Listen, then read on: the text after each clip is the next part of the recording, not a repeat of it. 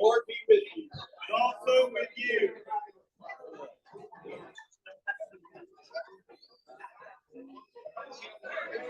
Might not still hear you. Winnie Unger, the Lord be with you. Winnie Unger, the Lord be with you.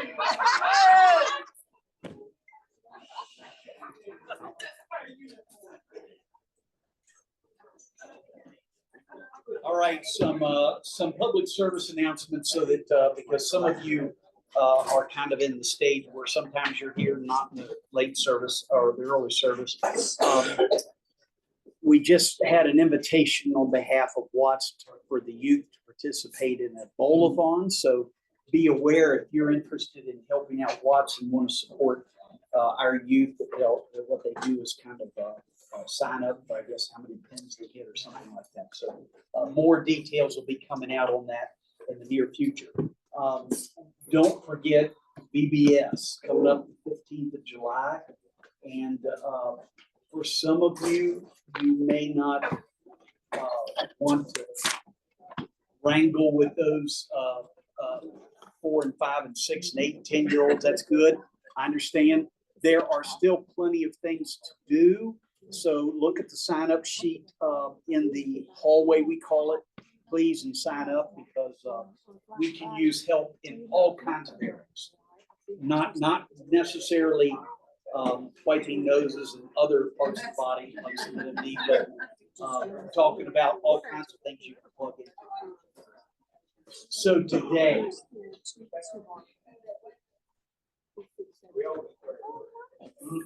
today, we have a subject that is a tough subject, but it's a subject that as Christians we need to talk about, and that's healing. And why some people are healed and others aren't. In fact, why are only a few healed and most aren't. And so today, hopefully, we can get you to develop a little bit of an articulation about this and an understanding as far as we can go, maybe. I do not pretend to know all the mysteries of this, and I'm not going to be able to teach you all the mysteries because I don't know them all. And if anybody tells you they fully understand this subject, I wouldn't give them any money, that's for certain, okay? Because I don't know if they do. So anyway, today as we prepare for this, and our professional reader can start.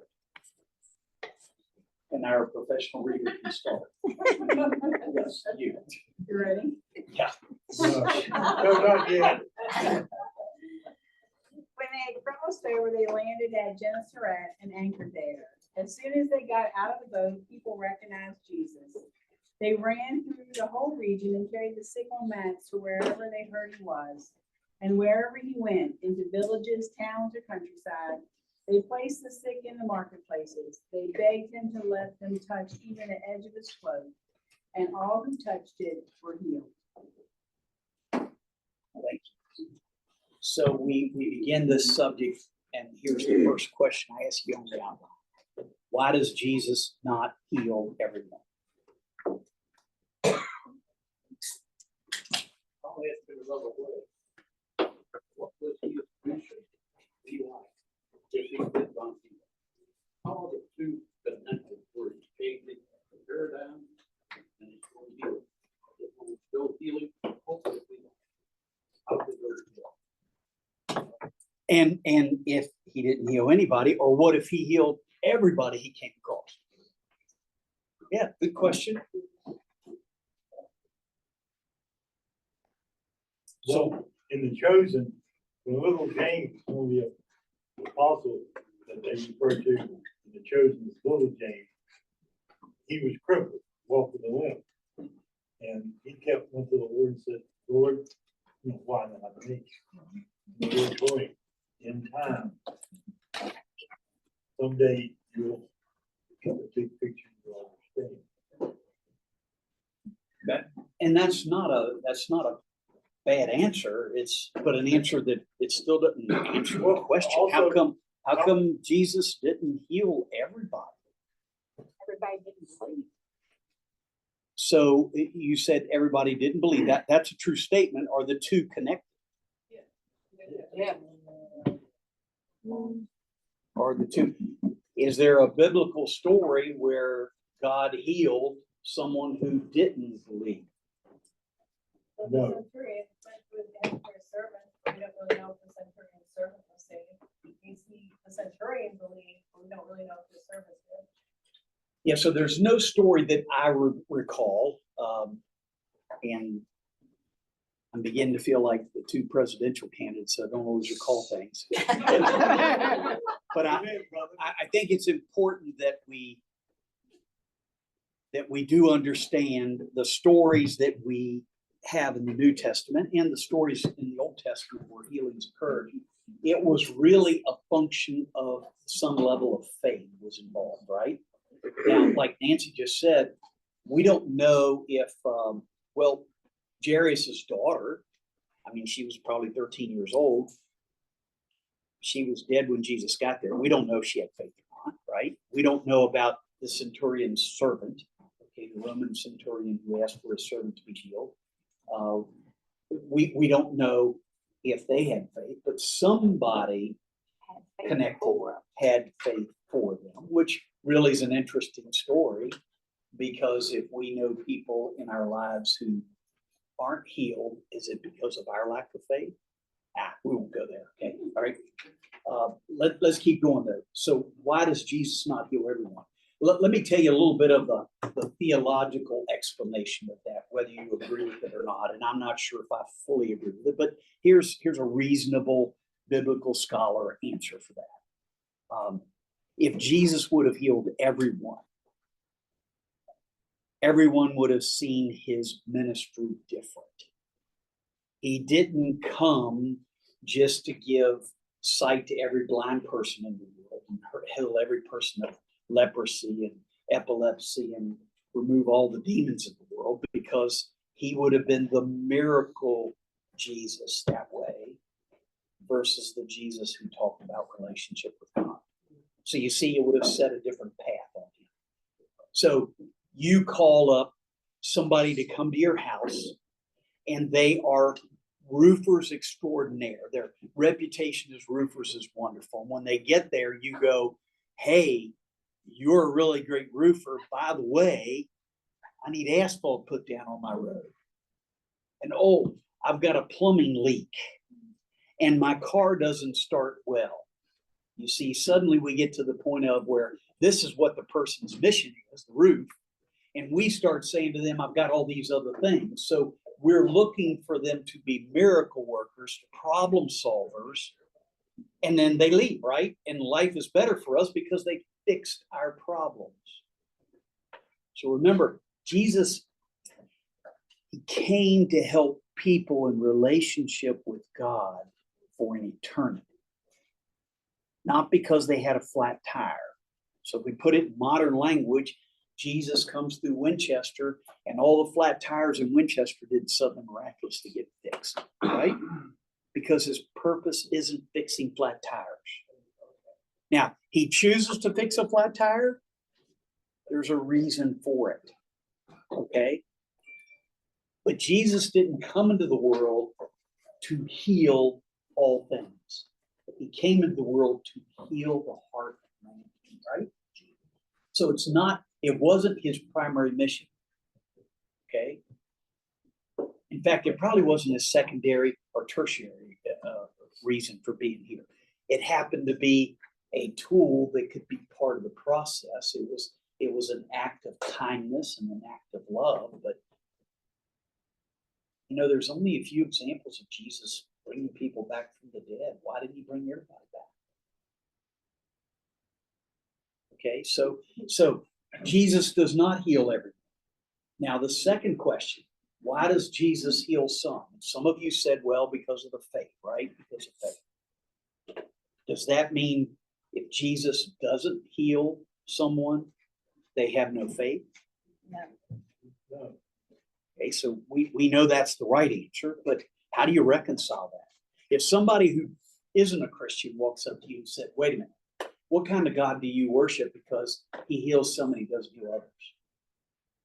There's a purpose there in healing that he does heal. Okay. I think we see the purpose. So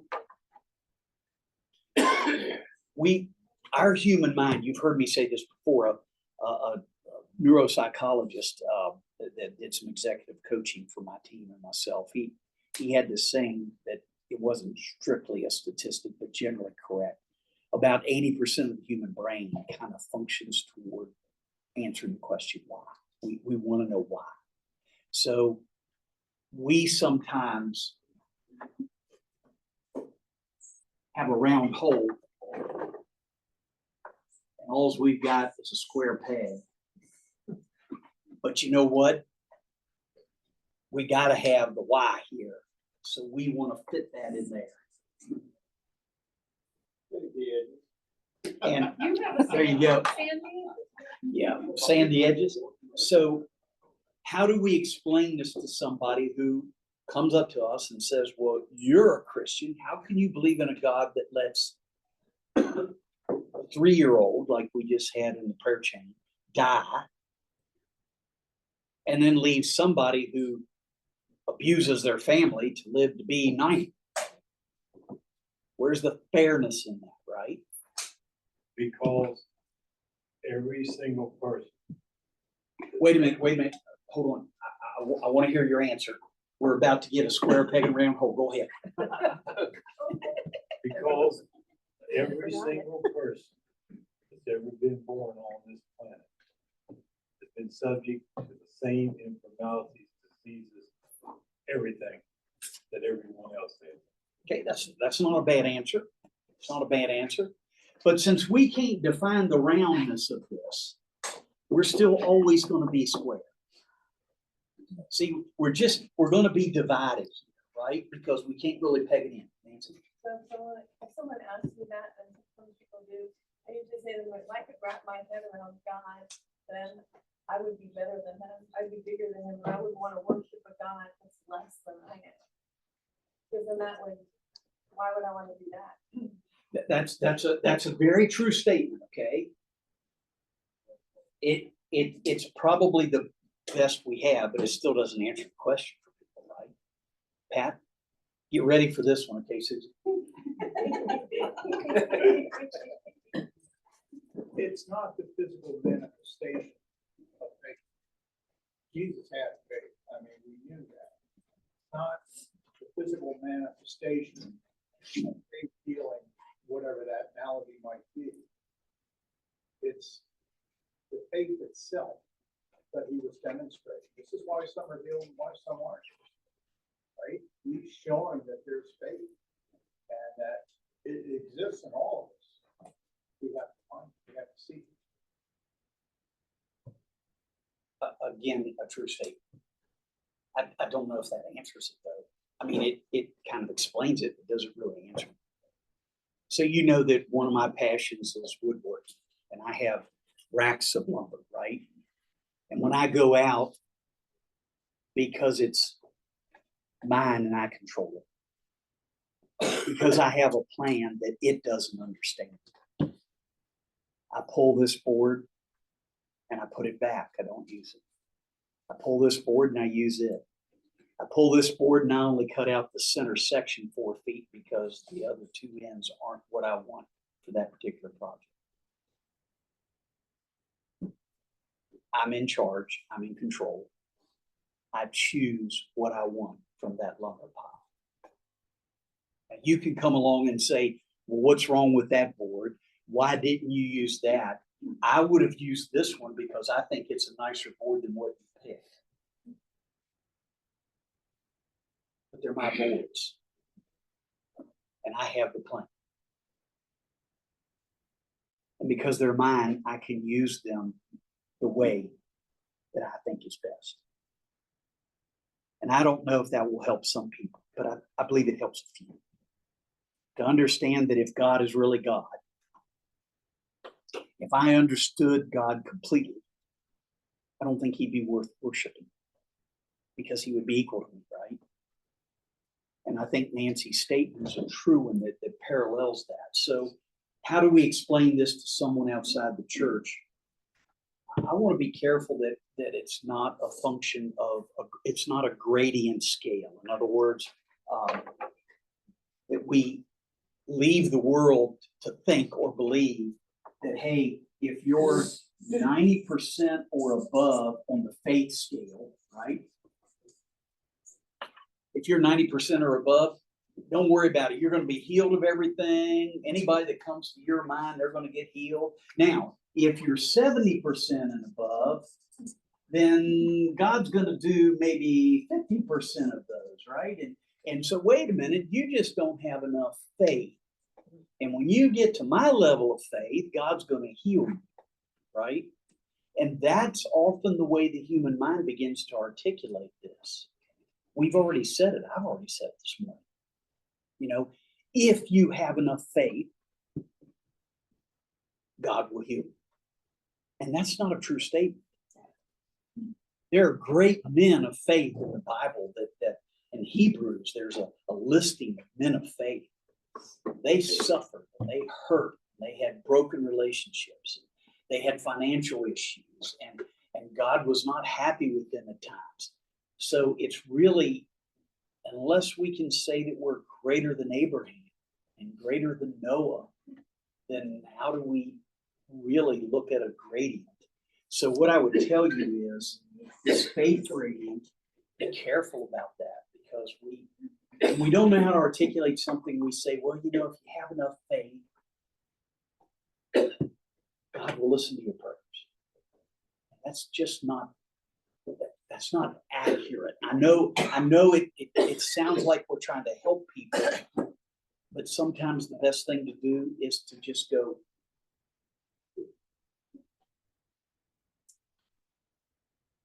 you know, when you go to a child's funeral and you hear somebody who is a great Christian person, they don't know what else to say, and they say, well, God just needed them more than you did.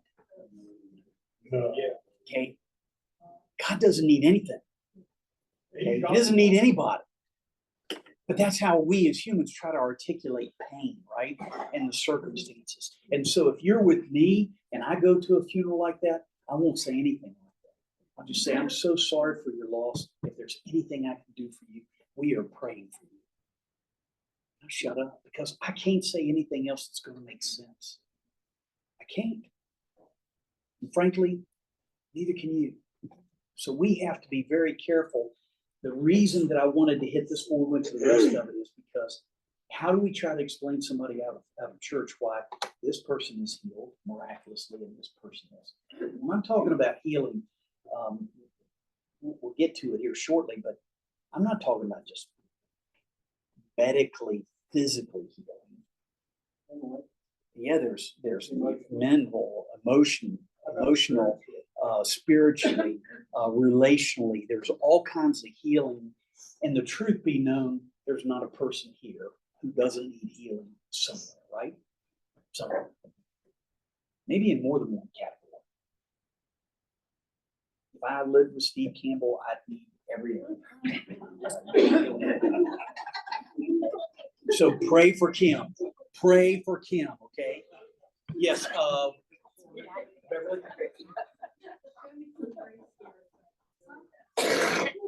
People pray faith, if they need healing, we don't see the bigger picture, but maybe they're in the way of somebody of lesser faith that relies on them instead of God. So the greater faith person has to be removed to save the one of lesser faith to allow God.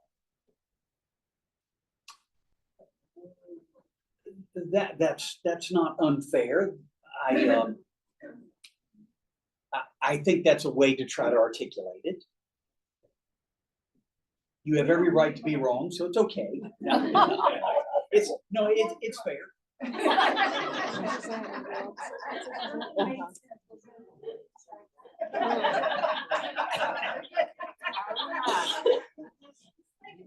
are some people in some people's lives that is their God. They have a person that's their God and rely on for everything. If they're removed from their life, then that leaves that person have to rely on God. And, they go after one to save one. The good shepherd believes the spot to go after one to save that one. So if again, to articulate it maybe another way. Appreciate that if God is God and he is sovereign, then whatever I go through has to pass through his hands first. Which means that if I have a horrible diagnosis of cancer, God could have stopped that. It's not his plan to do that. I have to go through that. Doesn't mean that God caused it. Doesn't mean he created it. Just means that he has chosen not to intercede. That doesn't make him less than God. And that doesn't mean that he gave me cancer either, right? Right. Understand? Right. Okay, all right, we're going to get to this here. So does God still heal? And I'll give you the answer to that. I'll cheat and give you the answer. The answer is yes, he still heals. Yes, sir. And there is one thing that a lot of people, and I don't mean to offend anybody, there's a lot of people that don't know how to pray right to Jesus and to be healed. They start off with their own prayer. In the Bible, John 14:14, Jesus said, ask me, I will give you. But also in the Bible, it says, when you pray, pray to Jesus to be healed. And there's where I'm at. And that's what a lot of people just pray, but they don't ask the right prayer. And if you explain it to other people, you have proof. I have somebody actually was healed, that makes it easier to show somebody. Yes. Now, I want to be careful as you listen to him speak. Everything he said theologically is correct, but here's what, if you're not careful, here's where you arrive at. Listen to that. If you just use the right word when you pray, you'll be healed, right? And that's not really right. Yes, we always have to pray correctly. And to go further with that, if you ask anything in my name. Okay, now remember, in my name means by his very will and for his very purpose. And so if I'm asking in his name, then for someone that I love, like my younger brother, to have cancer, and I pray, Lord, miraculously heal his cancer, that's not praying like Jesus prays. That's praying like Doug prays. I want. Lord, I want. Right. Lord, do this. Okay? Jesus didn't pray that way. Right. Otherwise, why would any of the disciples ever suffer? Of the 11 remaining, remember Judas Iscariot committed suicide. Of the 11 remaining, all 11 suffered. 10 died an unnatural early death as a result of their faith. So we can't say they didn't know how to pray, right? But again, I know it's super simple, and I'm sorry, but I go to my wood pile, I choose what piece of wood I'm going to use, I put the piece back that I don't want to use. If you're there watching me, you're probably saying, I didn't understand it, why didn't you use this one? I thought this one was better. I have a purpose, I have a plan, right? Jesus capitalized this in Gethsemane. Go further. Well, when he prayed, he asked his father to let that cup pass from him. However, not my will, but thy will be done. Yeah, that's a great point. Susie, I can't believe I said that. That's a great point, Pat. It sounded like a foreign language. That same comment is also made in the letter of John. Go ahead, Nancy. No, I was gonna say that same comment is made in the letters of John when he says that if we ask anything according to his will, we know he hears us, and if we know that he hears us, then we know that we'll have conditions that we've asked of him. So like there's a list of all these conditions and things, and it all comes down to God's divine will, and we don't really know what that is. And we can't, that's his purpose. I'm just saying, picking out your wood. If I were to go and look at you pick out boards, they're like, I don't know anything about wood at all. I would have no idea why you were picking one board over another one. And so how does God still heal? So there's 3 areas I want to focus on today on how God still heals. He heals medically, miraculously, and at the resurrection. Okay? Medically, miraculously, and at the resurrection. Now, I asked them in your outline, what do each of these look like? And here's what I mean by that question. How would you recognize them? So how might you recognize that he's healed miraculously, medically, or miraculously, or at the resurrection? You can answer at the resurrection. I'd be interested in that. So how do we recognize each of these? I was healed medically. Through my hip. That's right. I mean, I'm walking good now. Yep, that's right. Yes, sir, Ken. So, Alcoholics Anonymous has a section. It's one of the big steps. And they're successful in somewhere between 5 to 7%. That's that. Schizophrenia is 0%. That's the way it is. But you're severe today. It'll take you long to figure out who's doing it, who ain't. It's definitely. So that's a possible answer for how do each of these look. Sometimes they're evident, but here's what happens. We say they're evident. A lot of times spiritual discernment can sometimes be a gift. And sometimes you're in the midst of it and you don't see it, right? The busyness of life, the pressures of life, the emotion of life, the world we're in, the world you're in, the world I'm in. As a result, a lot of times it may be evident to others and not to you. So here's what I'm going to suggest. I'm going to suggest if you want to know what each of these look like, pray that God will open up your spiritual eyes so you can witness some of it. Because I get to see it a lot. I mean, I know how people went in and I know how they've come out, right? And what a difference.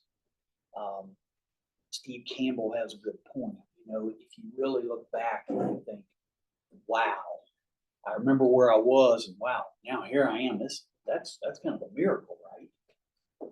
If your great-grandparents would be alive today, one of you came out of the hospital with a new hip, they'd be going, that's beyond my imagination. I don't know how they do that, right? And today we just go, oh yeah, Steve went in, no big deal, right? So we've come such a long way medically that now we just seem to think, oh wow, this is a heart transplant. I mean, I used to have a student when I was an ag teacher. His dad had a heart transplant. Now, this would have been in the 80s, which was less common than today. On our prayer chain is a lady who has had lung transplants, Polly Nail. You know, she would have been dead a long time ago, just one generation back. So don't underestimate the miracles that God's working through medicine. Okay? But again, I've known a lot of doctors and been in a lot of hospital rooms where the doctors come in and have said, I don't know how to explain this, but it's not a problem now. Right? Because we want to explain it and we want to explain it in terms that everybody can understand. We just say we don't know. I believe really those are one of those things that we ought to be saying it's a miracle, right? But instead we all walk out of the room and go, man, that hospital's great, or that doctor's great, or the nurses were great. They are, but we're forgetting who's behind that, right? And then when it comes to the miracles, miraculous healing, again, we are people of surveys. We are people of statistics, right? And so we have to kind of say, well, this happens from time to time. I've heard of this before. So you see what we're doing, we're watering it down. Take it at face value. Okay? When a 3 or 4-year-old walks up to you and says, I love you, you don't go, well, you know, statistically, a 3 or 4-year-old really doesn't understand the definition of that term. And so, yeah, they really don't mean it. You take it at face value, right? You take it at face value and you appreciate it and you say, God, thank you for bringing that little child in my life, right? So, again, don't overanalyze things because you will miss the point. Okay, you'll miss the point. Now, Why are the miraculous healings hard to see? Again, we're people of statistics, we're people of numbers. Yeah, I've heard of this before. Oh, it was on the news the other night. This takes place, about 1 in 1,000. And so we just kind of move with it like that. And so we don't credit God when God should be credited. And that's okay because it's hard to see. God doesn't put some kind of a seal on it and says, yep, this one was by me. Okay, and this one was by the guy who spent 8 years in residency and specialized surgery, right? So you just have to accept sometimes that it's that. Now, what's wrong with us trying to heal ourselves? We call this the good, the bad, and the ugly. So what's wrong with trying to heal ourselves? We haven't called on her yet today. I'm writing. But what, you're writing? I'm writing. Okay. There's no blank there either. There is a, yeah, it's a big blank. It is a blank. It's a huge blank. It just You doesn't have a must line forgot to under type it. it. Okay. So Kim, what's wrong with us trying to heal ourselves? What's the good with that? I didn't need time to think about this. Let's see here. Your best answers are extemporaneous. Okay, that's probably true. Well, I think it shows you, demonstrates your faith. The good would demonstrate your faith. Okay, that's good. I like that. The bad is we give up. Okay. And the ugly is we probably get ugly when we don't do what we want. I like all Sometimes. those. Don't y'all like those? Those are good. Yeah. Did you have air conditioning tech in your room? Oh, Lordy, don't even get me started. Okay. I'm already pinning the letters. Okay, all right. So I guess the answer is no, huh? That's pretty rough. So what's wrong with trying to heal ourselves? Well, the good is, I believe it's appropriate if you're diagnosed with something to use every available resource there is. There's nothing wrong with that.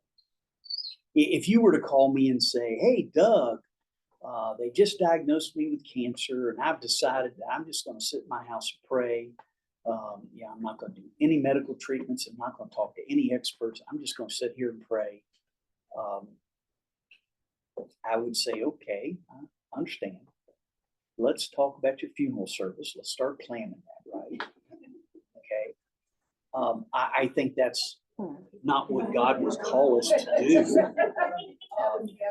That would be the same thing as though if you said, well, I'm hungry, but I'm going to sit here and pray. And God's going to drop food from heaven and I'll be able to eat, right? We would all go, that doesn't make any sense. So for some of the people of faith in the world who have this opinion of no vaccines and no medical treatment and no medical care, I'd say, boy, you're selling God short because he gifted people with brains and with the ability to research and be scientists and doctors and nurses and medical professionals. Take advantage of them, right? So don't just sit on your hands and say, God wants me healed, he'll heal me. That there's not that that's a false statement. Okay. I think it sells God short. And so you've heard the corny joke about a guy who's in flood. There's a flood, and he says, "I'm not evacuating. God will take care of me." And eventually, he goes up to the top of his roof, and he's standing on the roof, and everything's flooded, and his house is starting to break apart. And he's been praying, and so somebody comes by in a boat, and he says, "No, I'm waiting on God." And then somebody else comes along and says, "Here, I'll throw you a rope." And he says, "No, I'm waiting on God." Finally, a helicopter comes over. He says, "No, I'm waiting on God." And then he dies and goes to heaven. And he says, "God, I prayed for you. Why didn't you show up?" He said, "Well, I sent a guy in a boat. I sent a guy with a rope. I sent a guy with a helicopter. I don't know what more to do for you." Right? So you have to think that sometimes we do that when it comes to healing. So do not hear me say that praying isn't essential. I didn't say that. It is essential, right? Prayer is essential. But the good is we can rely on those who have been gifted by God to help us. Now, we're all thinking of just cancer. What about somebody helping me in a broken relationship? Yes, there are people who are trained to help you with that. How about, I have some of the symptoms of bipolar dysfunctionality. There are people who are trained to help you with that. So if you ever hear me, and I hope you never do, say, you know, you shouldn't rely on medical professionals. You shouldn't be taking prescriptions. You shouldn't. I hope I never say that. I hope you never even hear it or think that I say that, because God gave us those things, right?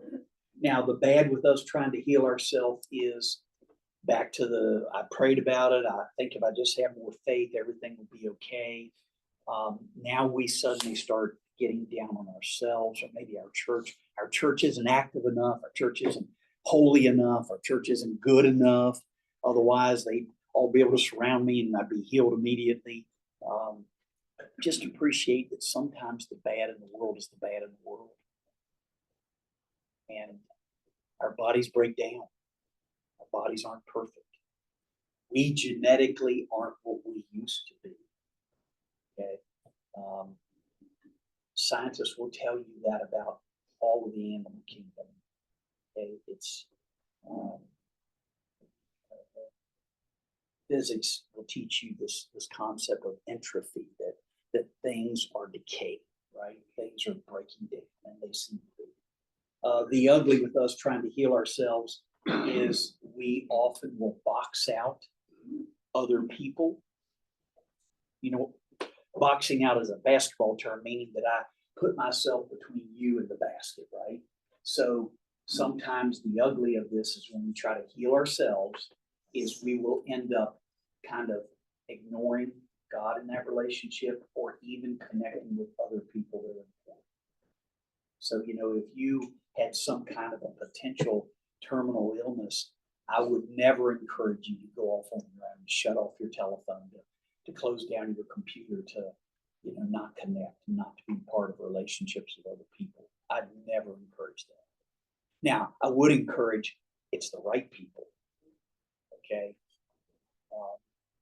You know, Googling how to cure cancer by, you know, drinking some homemade concoction might not be a good relationship to be in. But, you know, so there are good aspects of trying to heal ourselves. God does call us into being aware that we have to be open to that. We have to have a level of faith.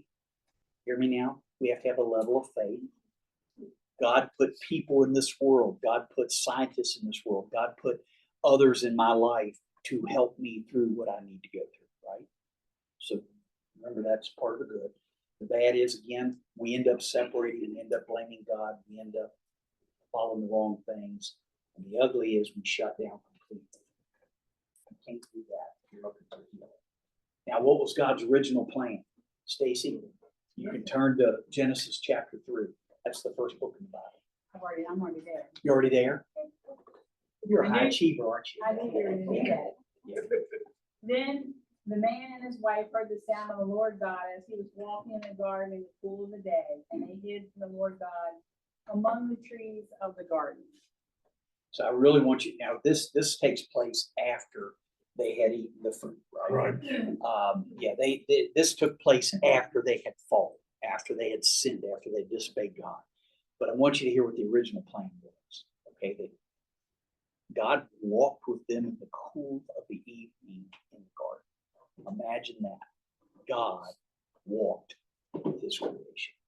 So the original plan was pretty clear that God was in direct face-to-face relationship. So when you look back on humanity and say, gee, because humanity chose to disobey God, we now have suffering. Yes. We now have things that we now die. Yes, yes, yes. But think of the fact of that God walked with them. The other good thing about their sin is at least now everybody wears clothes, so you don't have to see everybody naked.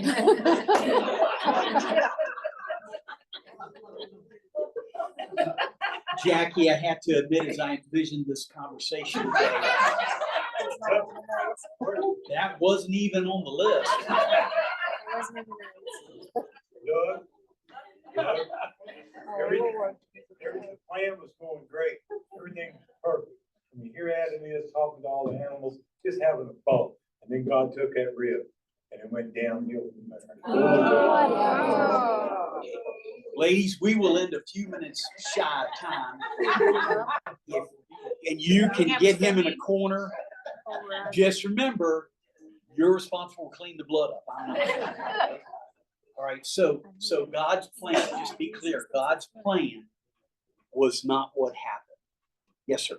I think it's also a prelude to what we can look forward to as saved Christians when we die, in God's presence, and to walk in the cool of the evening with Him for eternity. You know, Steve, That's already the same thing God wanted, and because of Jesus' death and our acceptance of Jesus, right, we're going to be able to do that. that's a fantastic point. It's a great picture, right, in your mind to have. It's a great picture, yeah. Well, the Bible talks about the new heaven and the new earth. So the new earth is gonna be what He originally designed, because there won't be no sin in this world anymore. Yes, Heaven's gonna be right here on this earth. at the ultimate conclusion. Yeah, yes. that's the ultimate. Yeah. So remember, God's plan was not this. Now, Stacy's going to read for us what God does after. Now, remember, God has already cursed Satan. Okay, He's already cursed him, and now God gets to the point of the curse to man. Okay, now, if you're not familiar, if you've not really studied what these words mean, is when we use the term today, He cursed me, we're thinking of 4-letter words, things of that nature, okay? We're thinking of somebody just being belligerent and angry and red-faced, and spittle coming out of their mouth, and right in front of you and in your face kind of things. Appreciate that God is giving a generational promise here, okay? The curse means this is the promise of what's going to happen till man is no more. Okay, so it is a roadmap. It wasn't what God wanted, but it's the roadmap that now man has to go through. Okay, go ahead. To the woman he said, I will make your pains in childbearing very severe. With painful labor, you will give birth to children. Your desire will be for your husband, and he will rule over you. To Adam he said, because you listened to your wife and ate fruit from the tree about which I commanded you, you must not eat from it. Cursed is the ground because of you. Through painful toil you will eat food from it all the days of your life. It will produce thorns and thistles for you, and you will eat the plants of the field. By the sweat of your brow you will eat your food until you return to the ground, since from it you were taken, for dust you are, and to dust you will return. So, ashes to ashes and dust to dust. Where do you hear that today? The funeral service, don't you? Okay. The reason that ministers often talk about that is because the loop is completed now for that person. Okay. So, hear that? The circle of time is done for that person. So they no longer are bound to that curse. They have returned as they started. That's some promise there. That's hope there, right? In other words, at the end of this life, I'm no longer bound by that curse. There's some hope. There's some hope there. So, hear what happens. God makes a promise to me. Okay? None of this was going to happen. But because you have sinned, you have chosen to sin. Sin means separation, disobedience, right? Since you have made that decision, the physics law of entropy now occurs. In other words, it begins to break down. So in the garden, there wasn't poison ivy, there wasn't thistles. Apparently, they didn't have to worry about drought. They didn't have to worry about frost. They didn't have to worry about all the things that broke down in the world. And now we do. I like the part where the words over his wife. Yeah. Amen, brother. And you know what's fascinating? We might do that study one day. The whole intention of that is that there will be a tension between man and woman. That they will depend on each other And that will not be the relationship that God had in mind. Okay? It's not the relationship that he had in mind. Yeah. That's why it's part of the curse. So, yeah.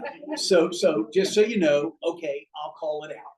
Pat was part of the curse, okay? So I've done that for years. it's the pain of childbirth, it's the pain of marriage. I'm sorry. Okay.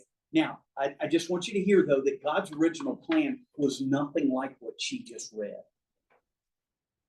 There wasn't going to be pain. There wasn't going to be brokenness. There wasn't going to be disease. There wasn't going to be the need for refrigeration because food wasn't going to spoil, right? So if you think about all of life and how we struggle on things, think about what the struggle is over. The struggle is over the brokenness of the world. Bacteria, viruses, they weren't present. Okay? Arthritis wouldn't have been talked about. Heart disease was not planned by God. It's because God put into force the fact that he has removed the perfection out of the world. Because he walked, God being perfect, he walked in a perfect garden. And at that point, man was perfect. They were so innocent, they didn't even know what nakedness was. Didn't have any idea. They didn't understand that there was a problem. They didn't understand embarrassment. They didn't understand guilt. They didn't understand any of that because that wasn't the original plan. Okay, so everything that you struggle with, you and I struggle with. And when we talk about healing, and it's okay, because none of us are getting younger. We have a tendency to think about my knees hurting, my back hurts, and I have AFib. I mean, we think about all these things, right? I get it. But remember that the healing is more than just the physical body. It's the spiritual, it's the relational, it's the emotional, it's the mental, it's all of that, okay? But just think in terms of God's plan to walk with us. Right beside us. What a plan that had to be, right? And so we cursed it. Now, for those of you that believe, and a few of you might, because maybe you're imbalanced a little bit. Sorry, Elmer, did I look at you and Pat? I'm sorry. That was I'll look up. I'll look up. As we sometimes think, well, if we would have been in the garden, we wouldn't have done what Adam did. Remember, they were the beginning of all of it. So our genes, our DNA is tied to them. So we wouldn't have done anything different. Now, maybe if we were there, the man would have eaten it first, then the woman, I don't know. But at the end of the day, we would have done the same thing. We still do the same thing. Isn't there pros about footsteps in the sand? Go ahead. I'm anxious to hear this one. Go ahead. If you read, I read it several times. This guy's walking down the beach, right? And there's footsteps in the sand in the beach. And he has some sort of malady, and all of a sudden, he's carried by a single set of footsteps. Yeah, he looks back and says, God, I thought you were supposed to be walking with me. And God says, I was. And he said, what are your footsteps? He said, well, they're mine. I was carrying you. Yeah, you read it. Yeah. I just wanted to see if you remembered it. So listen, this is important. How do communicate healing now that you see this in relation to God's world? So how should we, or God's word, how should we begin to communicate this concept of healing to others? We took a stab at it early before we went through some of this. So how should we begin to communicate? What would it sound like? How would you articulate to somebody else who walks up to you and says, how can you believe in a God who lets 3-year-olds die, who lets my brother have cancer? How can you worship a God like that? How can you believe in a God like I'll give you one example. With me, when I had my first heart attack in 2017, the rescue squad put the IV in this arm. And so then now they try to do the catheter. So he tried this arm, he couldn't get in it. He tried the right leg, he couldn't get in it. He tried the left, he had trouble. So that way, he found out that I had blockage in my legs also. Well, in 21, when I had my heart attack, they put the IV in this arm, and doctor said, well, I'm going to try your arm. I said, well, they couldn't get in the right one, but they did go in the left one. So they wouldn't have found my legs. And I thank him every day for it. That's a good response. So here's what I want you to know. When people ask questions, they usually ask the wrong questions. The question is, how can you believe in a God who lets a 3-year-old die? Or they'll let my brother get cancer. So thank you for the question, but it's the wrong question. You're telling me that you believe that God controls all the things that man do. He's chosen not to. He's chosen us to allow our own path. You walk your own path. You smoke cigarettes for 60 years and get lung cancer. That's the path you chose, right? Right.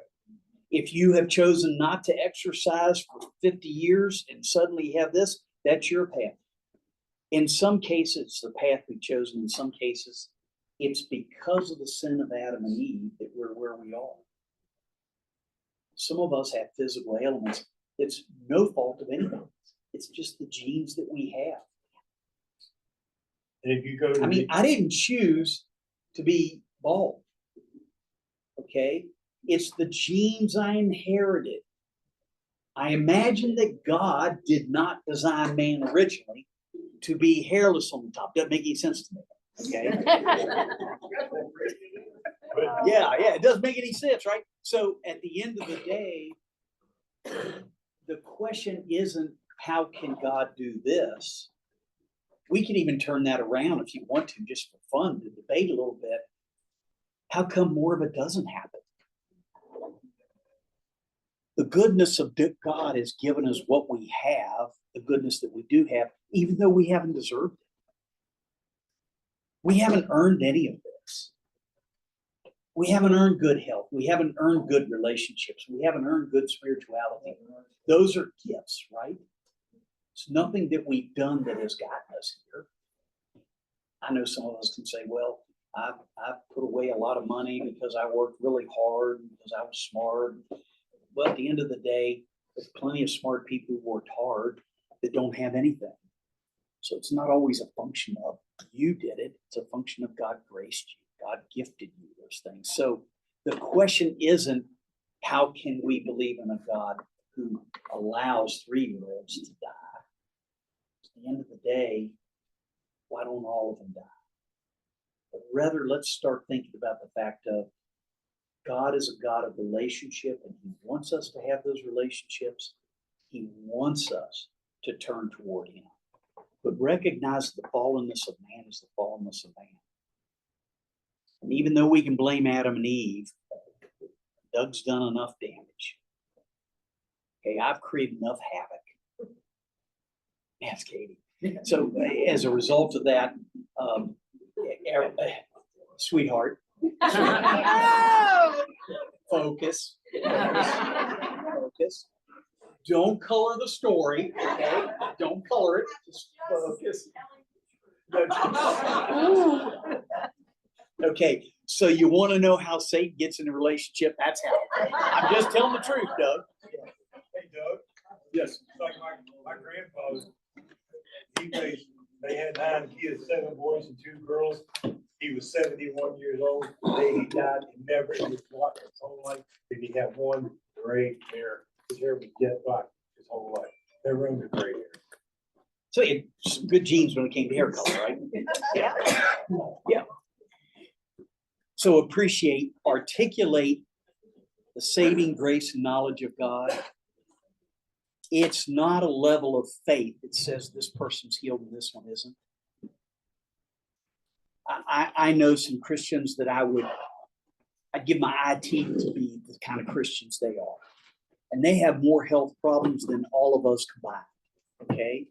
So it's not a function of faith sometimes. What faith does is it gives us the assurance of the promise. And so the promise that I want you to remember is that God says in Revelation, and he says in other parts of particularly the New Testament, that there is a place where at some point there will be no more pain, no more tears, no more agony, there will be no more problems.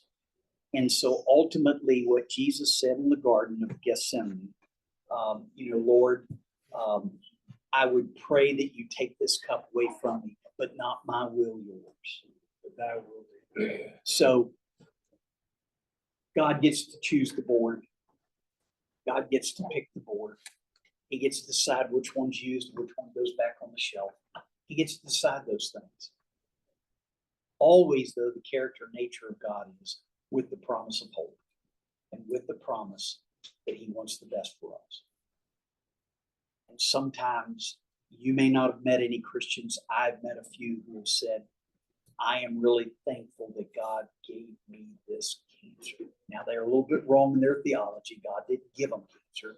God didn't block it, but God didn't give it to them. Here's what was impressive how they said it.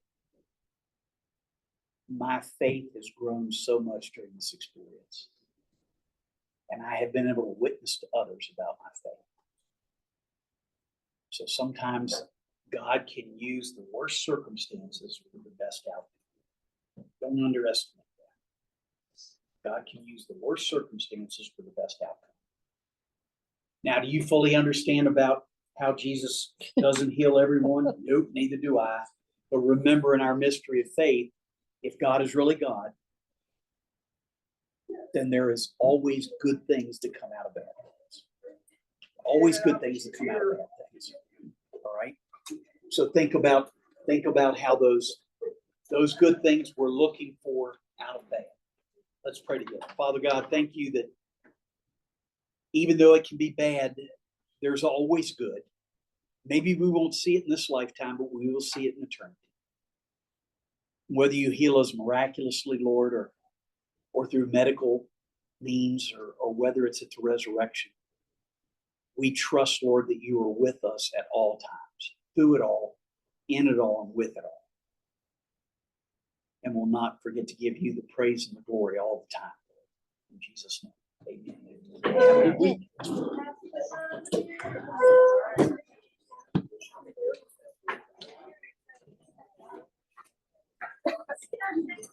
Well, I hope you have a good trip.